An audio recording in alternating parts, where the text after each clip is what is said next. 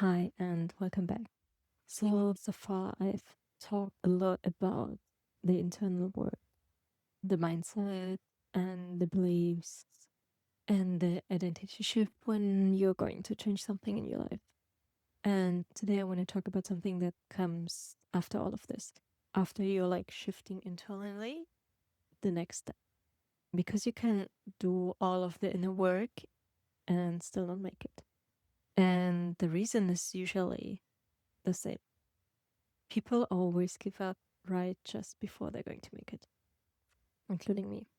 So the other day I was thinking, why do some people make it and some don't?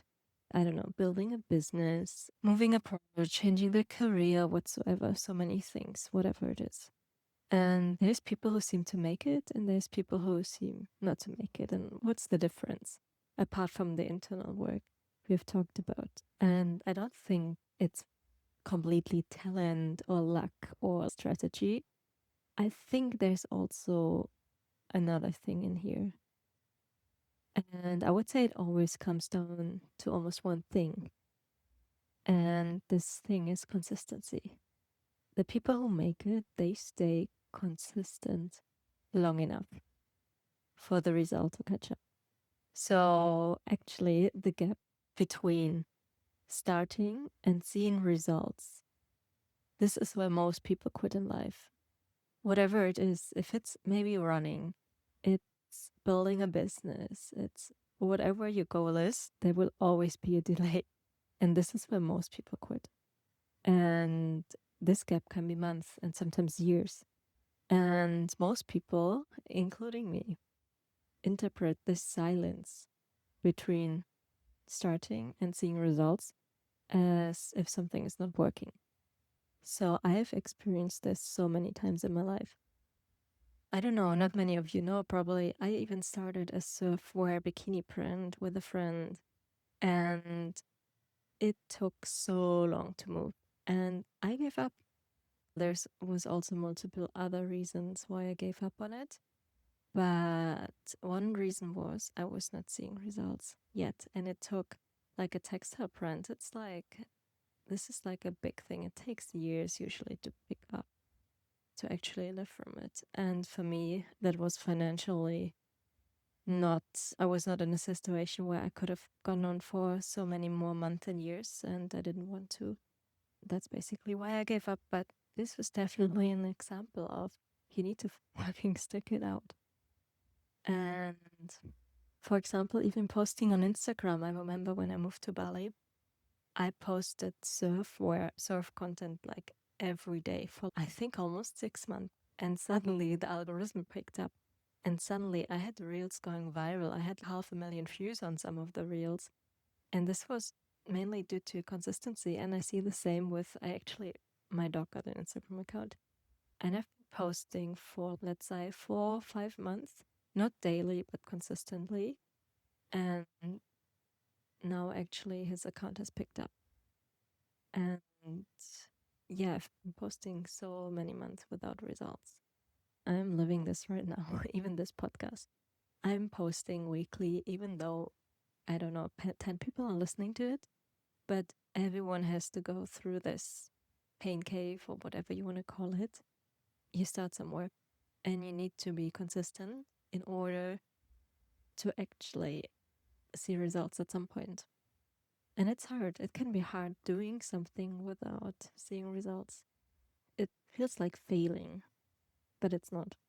And I think in order to stick through this phase, you need two things because it's a hard place to be at.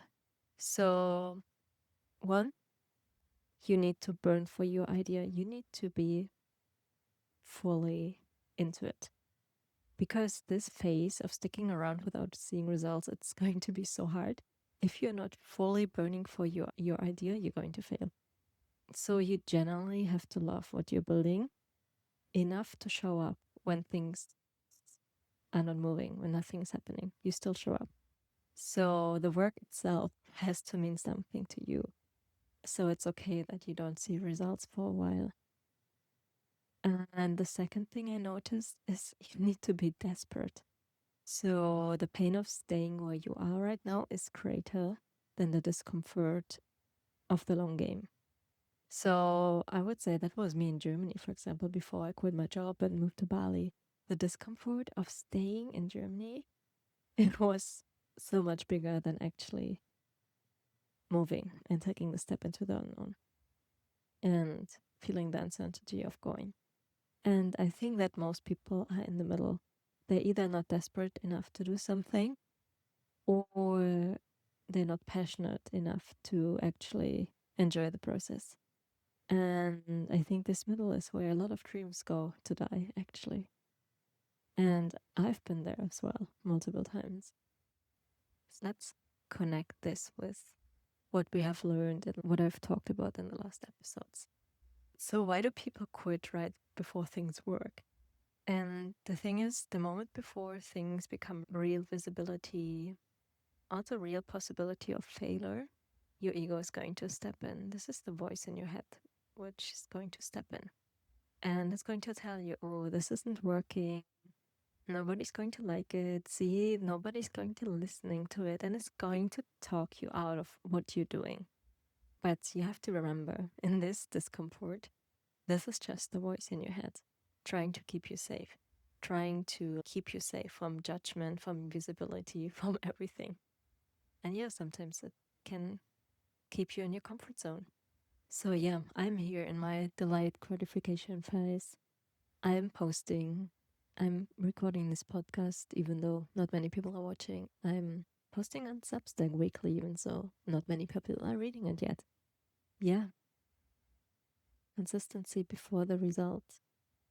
That's the whole game, and I think that's the whole secret. So if you're in the middle of something right now and it feels like nothing is happening and nothing is working, this is not a sign to stop whatever you're doing. That's a part you have to go through. And the people who actually make it in this world, they are not more talented than you. They're just really stubborn and they're really passionate about the idea and desperate to change something. This was a really short episode, but yeah, I hope it brought you some ideas. And yeah, talk to you next week.